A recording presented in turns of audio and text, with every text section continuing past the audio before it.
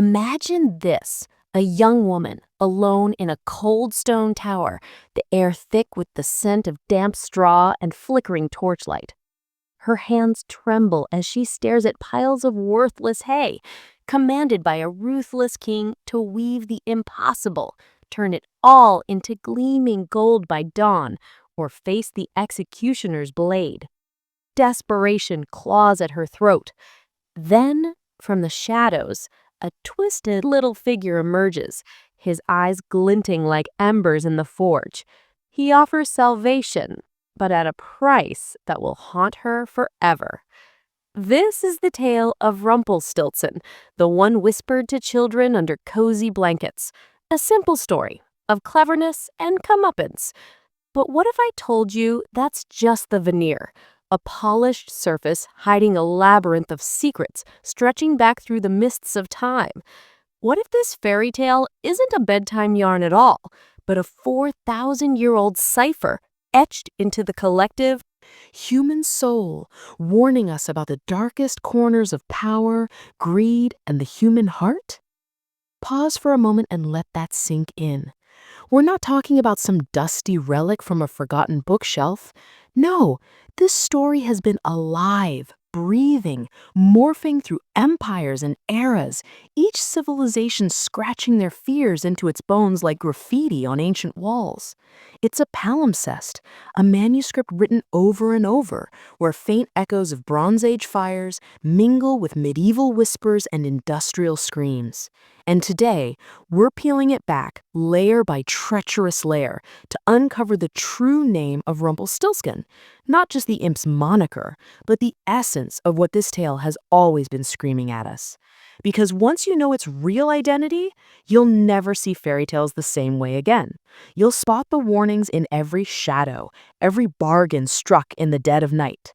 But to grasp the full terror and triumph of this story, we have to start at the beginning, not with the Brothers Grimm or even the medieval courts, but way, way back, 4,000 years ago, in the cradle of civilization itself.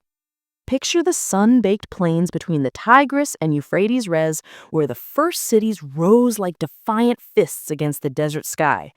Mud brick homes cluster around ziggurats that pierce the heavens, and the air hums with the chants of priests and the clatter of merchants' carts. Here, in ancient Mesopotamia, an old storyteller huddles by a flickering hearth, her voice low and rhythmic, weaving a yarn not of spinning wheels, those contraptions are centuries away, but of something far more primal, the forge. Feel the heat radiating from that ancient fire pit, the acrid smoke stinging your eyes as gray, unremarkable stones are thrust into the flames. The storyteller describes how these rocks, pulled from the earth's belly, emerge transformed, molten, glowing, birthing rivers of gold that harden into tools and treasures. To the villagers listening, wide-eyed in the dim light, this isn't craftsmanship, it's sorcery.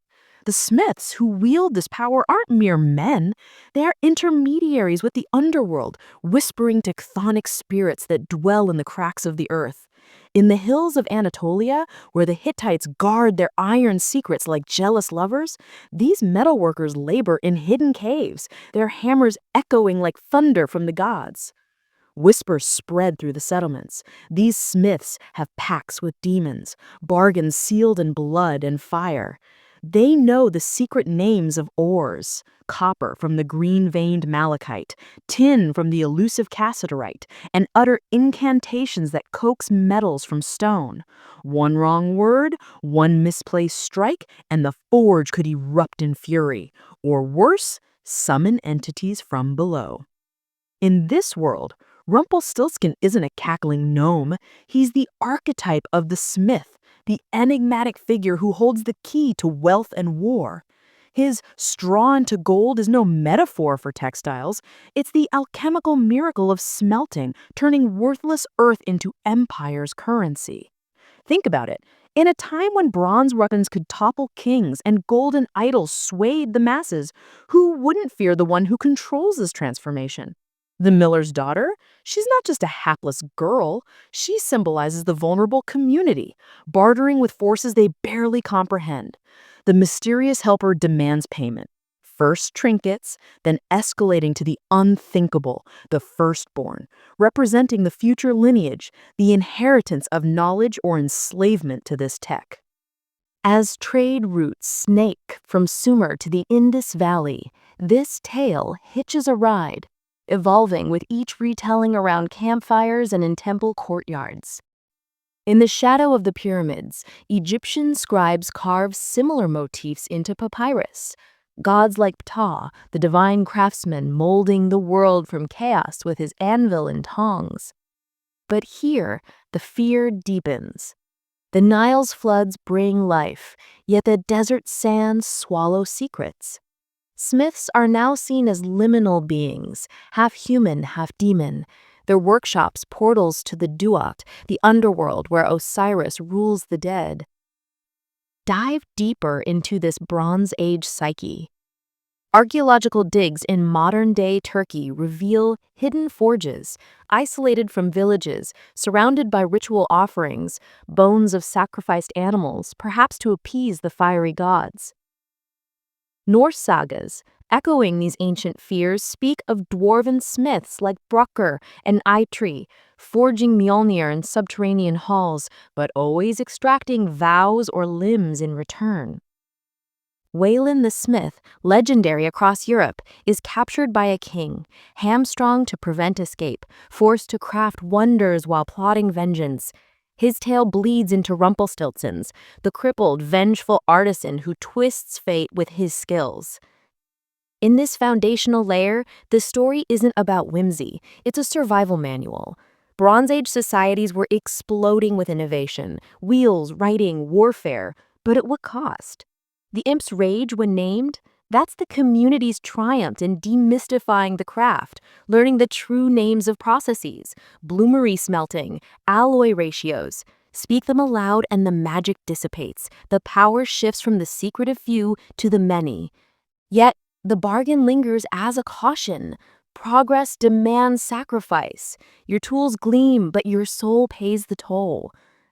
As centuries churn like the Euphrates waters, the tale migrates westward, absorbing the mysticism of the Levant. Here in the kingdoms of Canaan and early Israel, names aren't mere labels, they're weapons, essences, divine commands. Genesis whispers of God naming creation into being. To know a name is to wield dominion.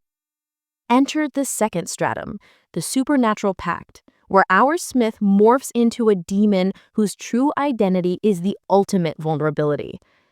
Recall the Egyptian myth of Isis and Ra, etched in temple walls at Deir el-Medina. The goddess, cunning as a serpent, crafts a venomous asp from the sun god's spittle and dust. It strikes, and Ra writhes in cosmic agony, his eternal light dimming. Isis demands his secret name for the cure, the hidden syllable that encapsulates his power. He relents, whispering it in her ear, and she ascends, mistress of the heavens. This isn't folklore, it's ontology. Names bind the universe. In Babylonian epics, Marduk slays Tiamat by invoking her essence. Hebrew texts warn of Sheddim, shadowy spirits summoned or banished by incantations. Rumpelstiltskin, in this era, sheds his hammer for horns.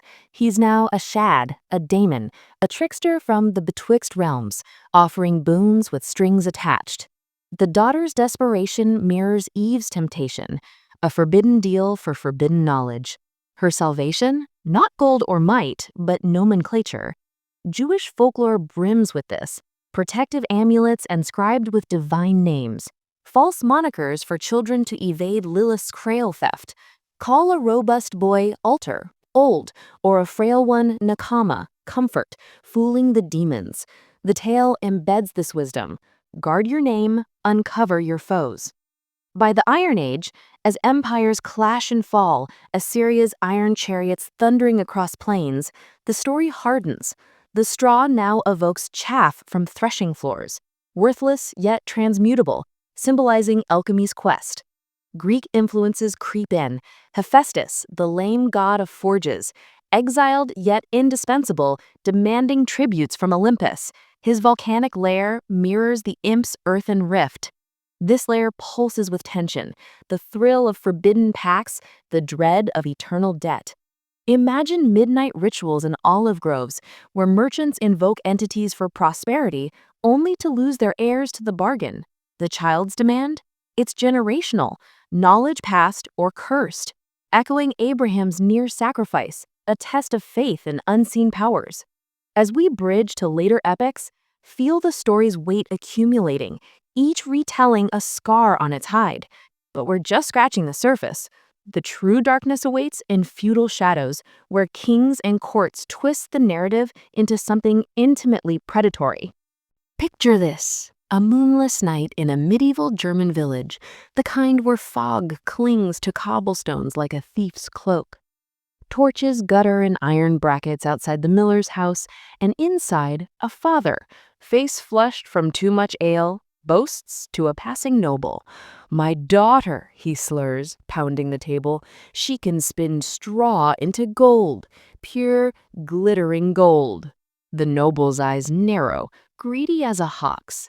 By morning, the girl is dragged to the castle, thrown into a tower chamber heaped with prickly straw that scratches her skin raw.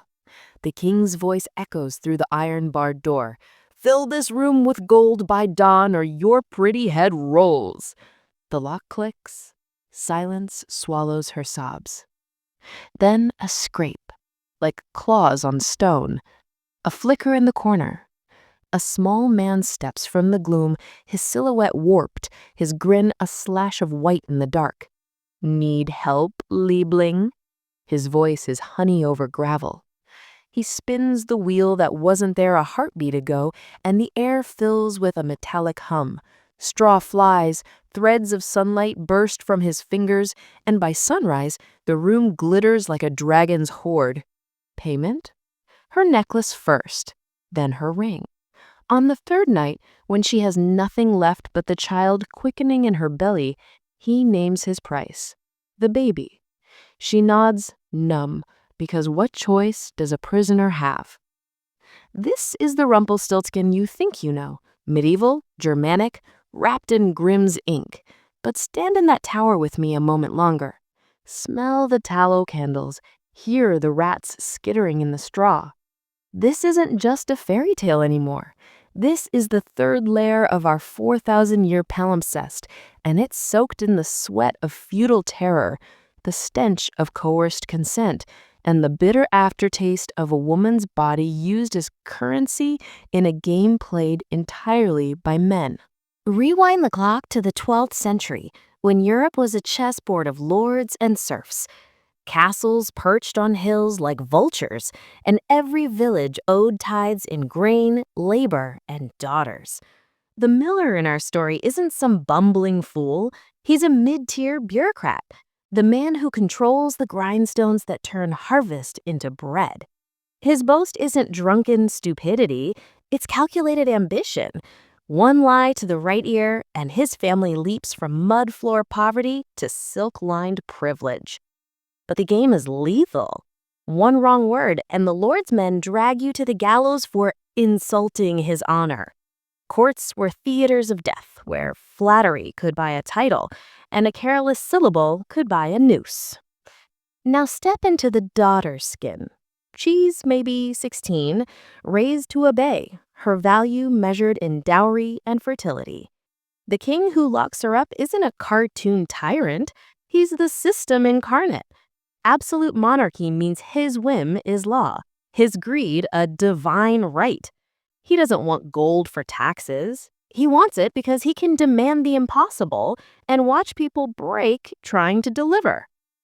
The tower is a microcosm of feudal control. Isolated, surveilled, stripped of agency. Straw into gold? It's a quota no human can meet, designed to justify punishment. Sound familiar? It's the medieval version of "jump peasant, how high?" But the imp, here's where the layer thickens like blood in a goblet. In 1577, a German writer named Johann Fischart records a children's game called Rumpelstilts, where kids mimic a limping, grotesque figure who bursts into homes demanding payment. The adults howl with Laughter, because the name itself is a vulgar pun. In Middle High German, Rumpelstiltskin means to rattle or thrust, and stilts refers to a stilt, a pole, or, whisper it, something else entirely. The imp's 3 nocturnal visits, they're not innocent. He arrives when the girl is alone, vulnerable, locked away. He performs his miracle in the dark, demands escalating tribute, and in the vernacular of the time, gold spinnin' was slang for conception. The straw is her body, the gold is the child he claims. This isn't subtext, it's the text screaming between the lines. Medieval marriage was a transaction. A virgin's honor was capital, traded for land, alliances, or debt relief. The imp's bargain mirrors the bridal night. A strange man enters her chamber, extracts his due, leaves her with child and consequence. The king's promise of marriage after the 3rd night? That's the dowry system. Produce wealth, or heirs, and you're rewarded with status. Fail, and you're discarded. The imp's fury when named isn't just plot, it's the rage of a system exposed. Speak the truth aloud, and the whole patriarchal edifice quakes. Feel the chill of those stone walls. In the 14th century, the Black Death sweeps Europe, killing 1 in 3. Villages burn witches to appease God's wrath, and any woman with knowledge, herbalists, midwives, spinsters, is suspect. Spinning itself, once a cottage art, becomes industrialized in proto-factories called putting-out systems. Wealthy merchants deliver raw wool to homes, collect finished yarn, pay pennies. A woman's wheel, once her independence, is now a chain. The imp becomes the merchant, the king the guildmaster, the straw the endless quotas. The child? It's the daughter apprenticed at age 7, fingers bled raw, destined to repeat the cycle. Laughter, because the name itself is a vulgar pun. In Middle High German, Rumpelstiltskin means to rattle or thrust, and stilts refers to a stilt, a pole, or, whisper it, something else entirely. The imp's 3 nocturnal visits, they're not innocent. He arrives when the girl is alone, vulnerable, locked away. He performs his miracle in the dark, demands escalating tribute, and in the vernacular of the time, gold spinnin' was slang for conception. The straw is her body, the gold is the child he claims. This isn't subtext, it's the text screaming between the lines. Medieval marriage was a transaction. A virgin's honor was capital, traded for land, alliances, or debt relief. The imp's bargain mirrors the bridal night. A strange man enters her chamber, extracts his due, leaves her with child and consequence. The king's promise of marriage after the 3rd night? That's the dowry system. Produce wealth, or heirs, and you're rewarded with status. Fail, and you're discarded. The imp's fury when named isn't just plot, it's the rage of a system exposed. Speak the truth aloud, and the whole patriarchal edifice quakes. Feel the chill of those stone walls. In the 14th century, the Black Death sweeps Europe, killing 1 in 3. Villages burn witches to appease God's wrath, and any woman with knowledge, herbalists, midwives, spinsters, is suspect. Spinning itself, once a cottage art, becomes industrialized in proto-factories called putting-out systems. Wealthy merchants deliver raw wool to homes, collect finished yarn, pay pennies. A woman's wheel, once her independence, is now a chain. The imp becomes the merchant, the king the guildmaster, the straw the endless quotas. The child? It's the daughter apprenticed at age 7, fingers bled raw, destined to repeat the cycle. By the 15th century, the story mutates again in the beer halls of Bavaria. Minstrels sing of Herr Rumpelstiltskin, a hobgoblin who steals unbaptized babies, a nod to the church's terror of limbo. Baptism required a name. An unnamed child was fair game for devils. Parents whispered false names at birth to confuse evil spirits, just as the queen sends messengers to gather names. The tale is now a catechism. Know your enemy's identity or lose your soul. But the darkest twist comes in the bedchambers of the nobility.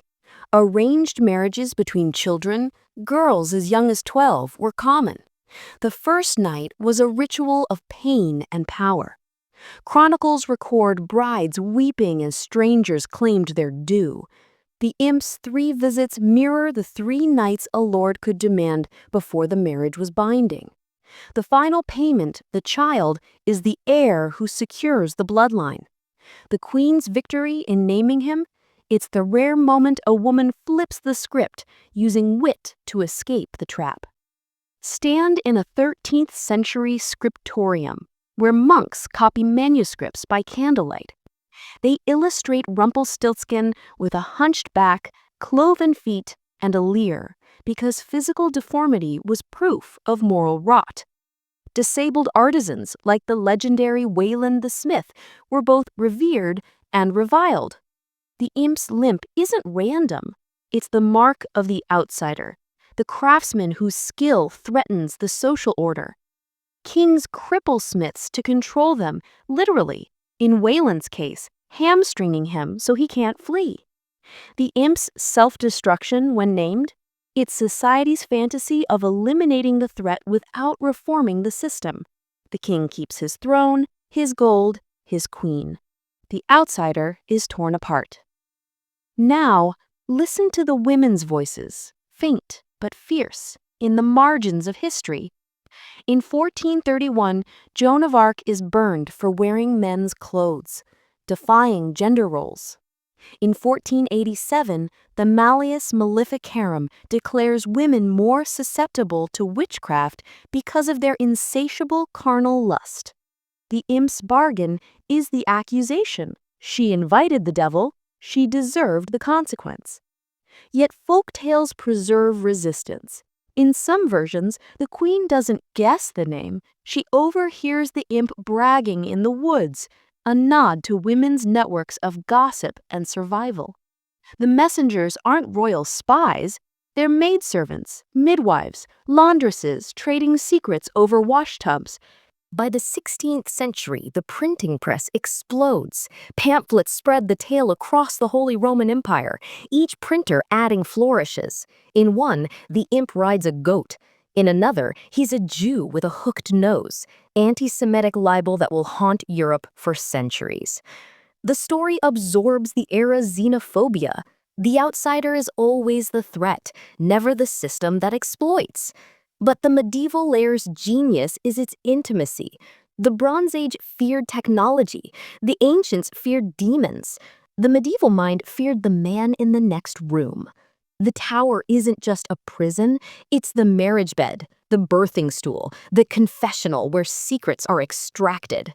The straw is the endless labor of women, spinning, weaving, childbearing. The gold is the illusion of value placed on their bodies. The imp is every authority figure who demands more than he gives. And the name? It's the one thing a woman controls, her story. Speak it, and the spell breaks. The imp tears himself in half because the truth is unbearable. In a world where women's words were dismissed as hysteria, the tale whispers rebellion. Your voice is a blade.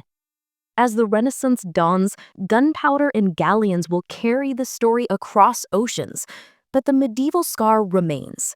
The king still marries the girl. The miller still profits from his lie. The system endures. Only the imp pays the price. But the wheel is turning. Outside the castle walls, watermills hum, and a new roar is coming. The clatter of machines that will devour the old world and spit out something monstrous. Picture the year 1750. Dawn creeps over a sleepy German hamlet nestled in the Black Forest. Mist curls between half-timbered cottages like ghostly fingers. Inside every home, the rhythmic thump-whir of spinning wheels fills the air, a lullaby older than the church bells. Women sit by hearths, feet pumping treadles, fingers dancing through clouds of wool.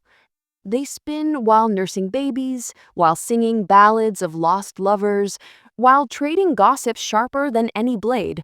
The thread they produce is life itself. It clothes their children, buys bread at market, earns a few extra pfennigs for a ribbon or a prayer candle. A skilled spinner is a woman of power. The wheel is her scepter. The word spinster means independence, dignity, a future shaped by her own hands. Fast forward 100 years, the same village, but the wheels are silent. Chimneys choke the sky with coal smoke. The river that once powered the mill now drives iron monsters in sprawling factories along the Ruhr. Inside those red brick behemoths, the air is a screaming cacophony of shuttles and belts. Women, girls really, stand in rows for 14-hour shifts, barefoot on oil-slicked floors, lungs black with cotton dust. Their fingers, once nimble on cottage wheels, now feed insatiable machines that spit out miles of cloth in minutes. The wealth pours into Manchester counting houses and Prussian bank vaults. The workers get hunger, bent spines, and children too weak to walk. The spinning wheel is dead. The spinster is a ghost. This is the fourth layer of Rumpelstiltskin's palimpsest, and it is written in blood and cotton lint. The Industrial Revolution didn't just rewrite the fairy tale, it devoured it, then vomited it back as a nightmare of gears and quotas. The imp is no longer a limping goblin or a medieval merchant. He is the factory itself, a hulking, mail-coated beast that can spin straw into gold on an impossible scale, but demands everything in return. The tower is the mill floor. The straw is the endless bales of raw cotton shipped from slave plantations across the Atlantic. The gold is the profit margin. And the firstborn child? That is generational debt. The way industrial poverty locks families into cycles of servitude, where the daughter of a factory girl becomes a factory girl, and her daughter after her. Step with me into one of those factories in 1840. The heat is infernal. The windows painted shut to keep the threads from snapping in the damp. Gas lamps hiss overhead, casting jaundiced light on rows of piecers, children as young as 6, crawling beneath looms to tie broken threads, their scalps grazed by iron shuttles moving faster than thought. A single mistake, and a limb is gone. The overseer prowls with a leather strap, his eyes cold as the king's in the old tale. The impossible task is no longer a metaphor. It is the daily quota. 400 yards of calico per loom, or wages docked. Fail 3 times, and you're out on the street with the workhouse waiting. Now meet our miller's daughter, reborn as Lottie Mueller, age 15. Her father, once proud owner of a watermill, lost everything when the steam engines came. His boast? A desperate lie to the factory agent. My girl's the fastest piecer in the valley. The agent's grin is the imp's. Lottie is locked into a 12-year indenture. Her room is a dormitory bunk shared with 30 other girls, straw mattresses crawling with lice. The gold she must produce is measured in pounds of yarn per shift. Her necklace? The first month's wages, garnished for breakages. Her ring? The second month, for lodging. By the 3rd month, she has nothing left but the child she carries, conceived in a dark corner of the mill yard, with a boy who will be crushed by a crankshaft before the year is out. The factory demands that child too. Born in the workhouse, raised to feed the machines. This is Rumpelstiltskin, industrialized. The 3 nights are 3 shifts. The escalating payments are the slow erosion of humanity. First your time, then your health, then your future. The imp's cackle is the factory whistle at 5 a.m., shrill and merciless. And the name? The name is the one thing the workers whisper in the dark.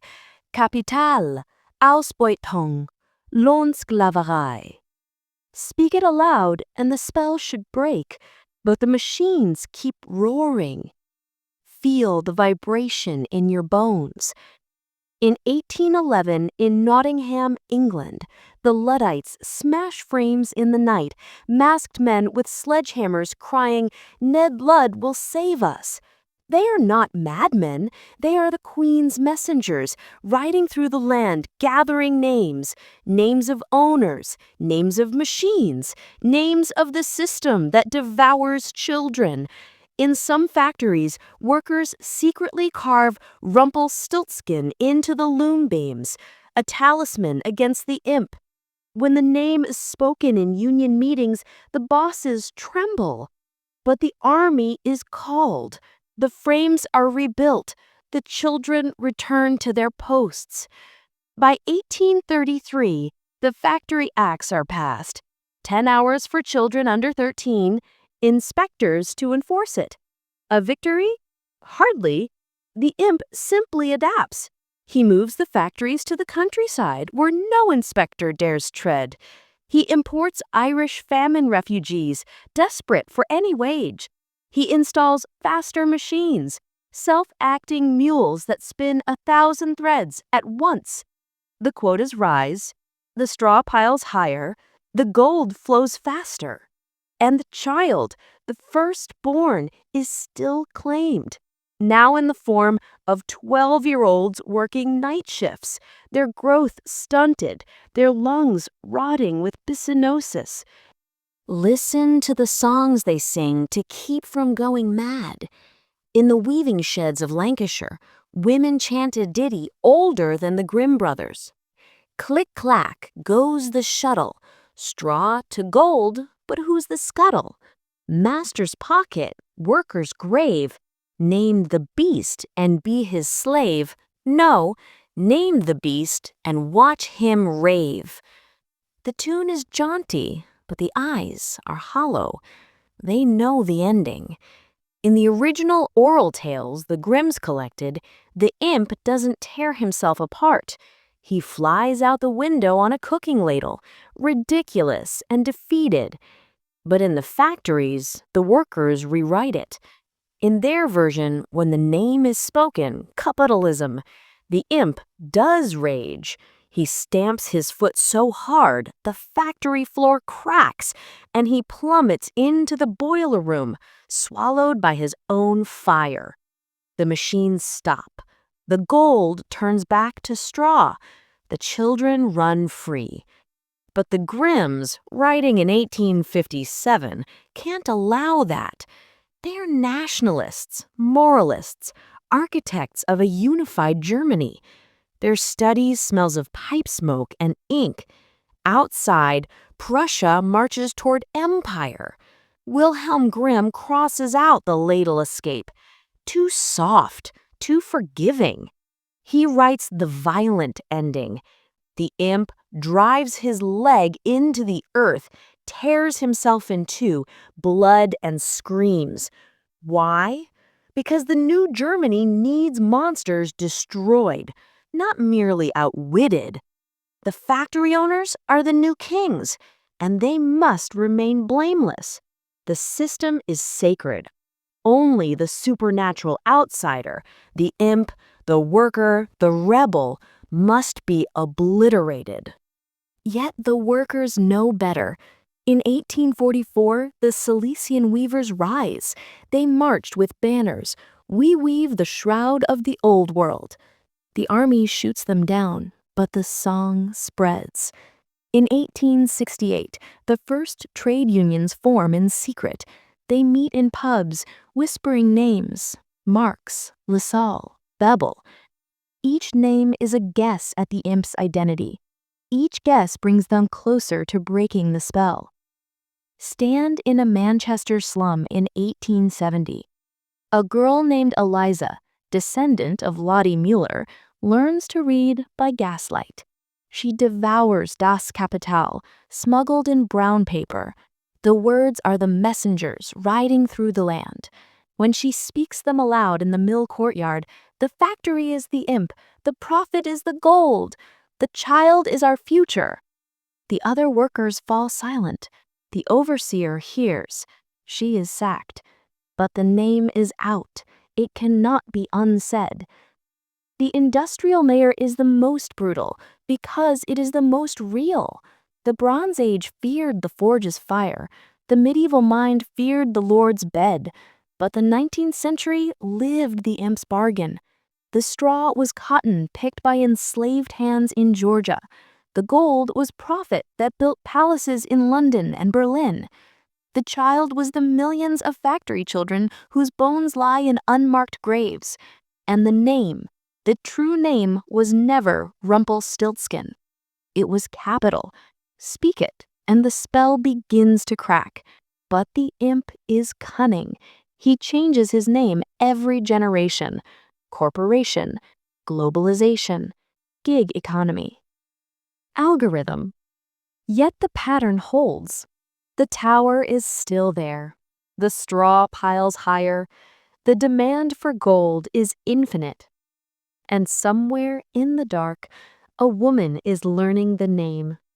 The machines are evolving again. Steel gives way to silicone. The factory floor becomes the server farm. But the imp's grin is the same.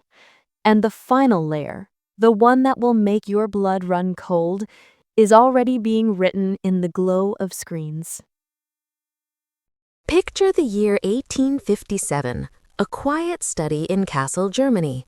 The air is thick with pipe smoke and the scent of old vellum. Two brothers sit at a scarred oak table, surrounded by stacks of handwritten tales collected from peasants, washerwomen, and traveling peddlers. Wilhelm Grimm, spectacles perched low on his nose, dips his quill into ink the color of dried blood. Jacob paces behind him, boots thudding softly on the worn Persian rug.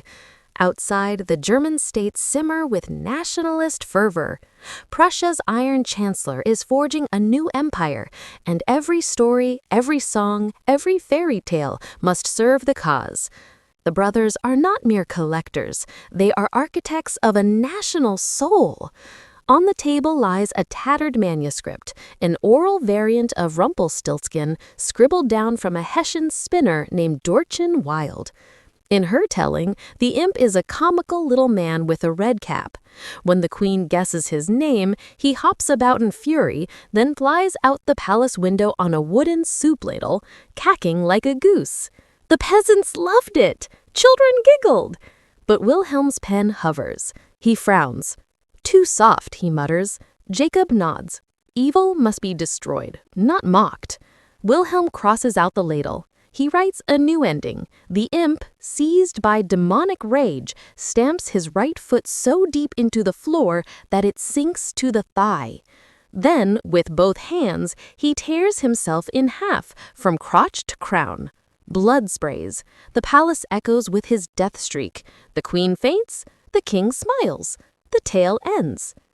This is the fifth layer of our 4,000-year palimpsest, and it is engineered.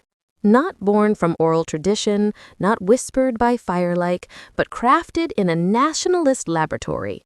The brothers Grimm didn't just collect fairy tales, they weaponized them. Rumpelstiltskin, once a trickster, a demon, a factory, becomes a moral parable for a new Germany. The imp's annihilation isn't folklore, it's ideology. The king's greed? Unquestioned. The miller's lie? Forgiven. The system? Sacred. Only the outsider, the deformed, the foreign, the other must be obliterated in a spectacle of violence. This is the grim ending we all know, the one that made the tale safe for Victorian nurseries. But safe for whom? Step back and see the machinery at work. The Grimms published 7 editions of Kinder- und Hausmärchen between 1812 and 1857. Each edition grew darker, more didactic. In the first, the wicked stepmother in Snow White dances to death in red-hot iron shoes, a punishment lifted from medieval torture manuals. In Cinderella, the stepsisters slice off heels and toes to fit the slipper, blood pooling like accusations. Why? Because the Grimms believed children needed terror to learn virtue. Fear is the best teacher, Wilhelm wrote in a letter. But whose fear? The child's or the adult sphere of disorder. Now enter the 20th century, where the tale meets the couch. Vienna, 1900. A young Sigmund Freud publishes The Interpretation of Dreams. Fairy tales, he argues, are wish fulfillments, repressed desires in narrative form. Rumpelstiltskin, a classic Oedipal drama. The miller, father, boasts to rival the king, superego. The daughter, ego, is trapped between them. The imp, id, offers forbidden power, sex, creativity, rebellion, but demands the child, the next generation's libido. Naming the imp, it's the ego asserting control over the chaotic unconscious. Freud's followers run with it. Bruno Bettelheim in The Uses of Enchantment, 1976, calls the tale a blueprint for adolescent autonomy. The girl moves from passive victim to active knower. But Carl Jung sees deeper. Zurich, 1930s. In a stone house overlooking the lake, Jung sketches mandalas and studies alchemical text. To him, Rumpelstiltskin is the shadow, the disowned part of the psyche. The miller is social ambition. The king is the persona's tyrannical mask. The daughter is the vulnerable anima, locked in the tower of the unconscious. The imp? He's everything society rejects: greed, rage, the deformed body, the immigrant, the queer, the artist. The child, he demands, is the self, the integrated personality that can only be born if the shadow is confronted, named, and Integrated. Tear the imp in half? That's a mistake. Jung warns, repress the shadow, and it returns as fascism, as war, as the Holocaust. Name it, speak it aloud, and it loses its power to possess. Feel the shift. The tale is no longer about gold or demons or factories. It's about you, your locked room, your impossible task, your bargain with the parts of yourself you hate. The straw is your trauma, your addiction, your shame. The gold is the false self you spin to survive. The imp is the voice that says, I can fix this, but you'll owe me. The child is your future, the life you could live if you stopped paying the debt. Walk into a modern therapy office, Los Angeles, 2025. A woman named Maya sits on a beige couch, voice trembling. I was molested by my uncle, she says. No one believed me.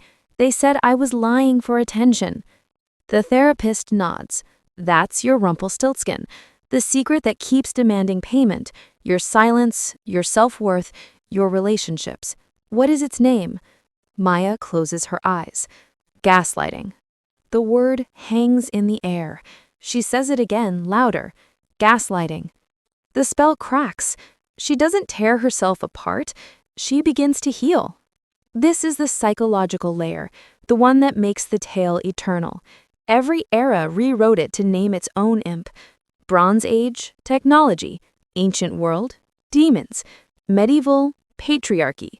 Industrial, capital. Nationalist, the other. Modern, the shadow. But the solution is always the same. Name it. Speak the truth aloud and the power crumbles. The imp doesn't vanish because he's evil. He vanishes because he's seen. Now stand in a support group for addiction. The circle is dim, coffee stale. A man named Tom says, My father beat me. I became him. I hit my son. The room is silent. What's the name of your imp? The facilitator asks. Tom's voice, cycle of violence. He says it 3 times like the Queen's guesses. The group repeats it, the spell breaks, Tom cries. For the first time, he sees a future where his son doesn't pay the debt. The 20th century didn't just psychologize the tale. It weaponized it again. In 1930s Germany, the Nazis banned the Grimm's originals, too Jewish, too pagan. They rewrote Rumpelstiltskin as a cautionary tale against degenerate bloodlines. The imp became a caricature of the scheming Jew. The Queen's victory? Aryan purity. The tale was printed in schoolbooks, the violent ending emphasized. Evil must be torn apart. The system, blameless. But the shadow always returns. In 1960s America, civil rights marchers sang new verses. They locked us in the tower, said, "Sing for your supper," but we named Jim Crow, and the walls fell like butter. In 2020, during the pandemic, healthcare workers posted TikToks. "The imp is burnout, the child is our mental health, we're learning his name." The comments flow with guesses: late-stage capitalism, white supremacy, patriarchy 2.0. Each name is a crack in the tower. And now, in 2025, the tale is digital. The tower is your phone screen. The straw is your data. Every click, every like, every midnight scroll. The gold is the attention economy. The imp is the algorithm coded by men in hoodies, demanding your time, your rage, your firstborn's future. The child? It's your attention span, your privacy, your democracy. The messengers ride through the internet, gathering names. Surveillance capitalism, dopamine loops, filter bubbles. Speak them aloud and the feed glitches. The imp stamps his foot, tears the server in half. The spell breaks. But the king still sits on his throne. The system still profits. The miller still boasts. The only thing that ever changes is the name. This is the final layer, the one that makes Rumpelstiltskin immortal. It is not a story about power. It is power, the power to name, to see, to speak. Every generation adds its warning, its scar, its hope. The Bronze Age feared the forge. The medieval feared the bed. The industrial feared the machine. The modern fears the self. But the message is one. There is always an imp, there is always a tower, there is always a child at stake. And the only way out is to learn its true name and say it out loud. The miller's daughter begins as property. She ends as a queen, not because she spun gold, not because she married the king, but because she spoke. In 4,000 years, no one has improved on that ending. The tale is over, but the naming has just begun.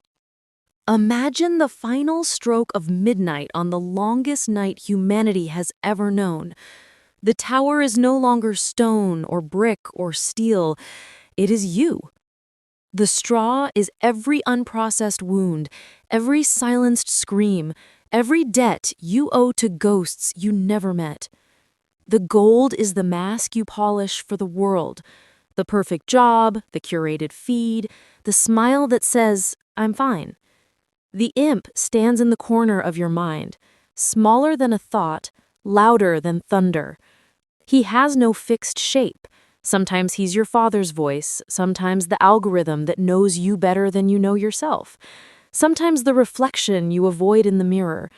His offer is always the same. Let me spin this chaos into order. Just give me one more piece of you. This is the sixth and final layer of Rumpelstiltskin's 4,000-year skin, and it is alive inside every single one of us. The tale has outgrown nations, factories, even psyches.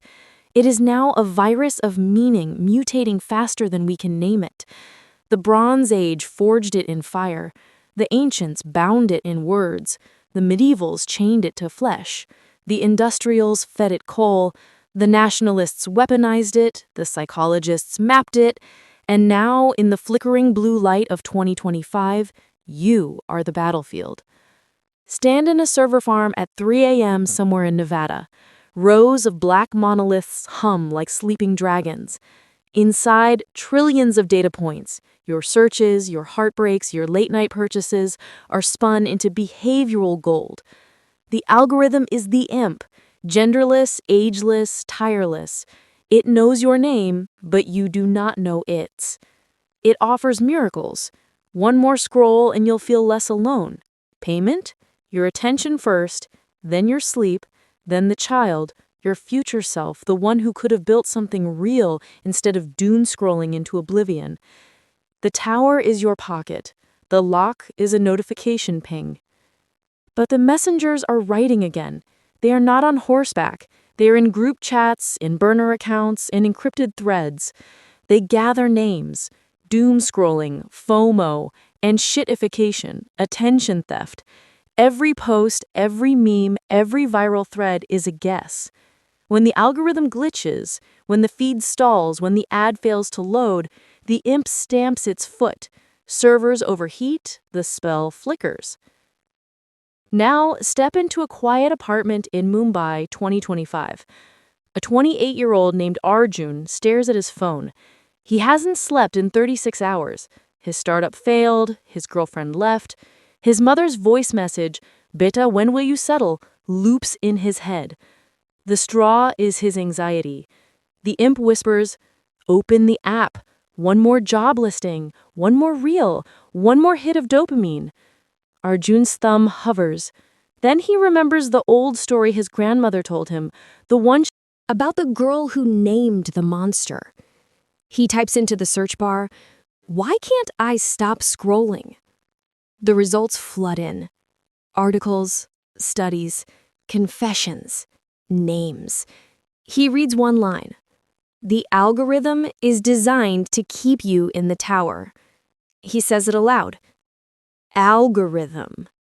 The word tastes like iron. He says it again, louder. Algorithm. The screen freezes. A single tear rolls down his cheek. For the first time in months, he closes the app. This is integration, not destruction. The imp doesn't tear himself apart. He shrinks. Because you named him. You saw him. You spoke. Feel the pattern across millennia. Bronze Age. Name the forge. Demystify technology. Ancient. Name the demon. Banish the supernatural. Medieval. Name the predator. Expose coerced consent. Industrial. Name the factory. Spark revolution. Nationalist. Name the other. Justify violence. Psychological. Name the shadow. Heal the self. Digital.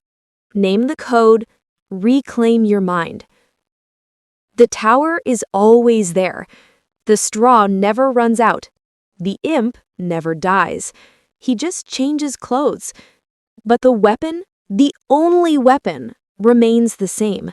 A name spoken aloud. Now zoom out. See the girl in the tower. She is every woman who ever bargained her body for safety. Every worker who traded life for wages. Every child who learned silence to survive. Every human who ever looked at chaos and said, "I will not pay your price forever." She starts with nothing, ends with everything. Not because she spun gold, not because she married the king, but because she learned. She listened. She named. The tale ends where it began, in the dark with a single word. But this time, the word is yours. So speak it. Whatever your imp is, name it. Say it in the comments. Say it to a friend. Say it in therapy. Say it in the mirror. Say it until the tower cracks. Because 4,000 years of human screaming have led to this truth. Unnamed power is infinite. Named power tears itself apart. The miller's daughter is waiting. She's been waiting inside you all along. If this journey through the hidden layers of Rumpelstiltskin moved you, hit that like button. It's the modern way to break a spell. And if you want more stories that peel back the skin of the world, subscribe to the channel. Ring the bell. The next name is coming, and it might be yours.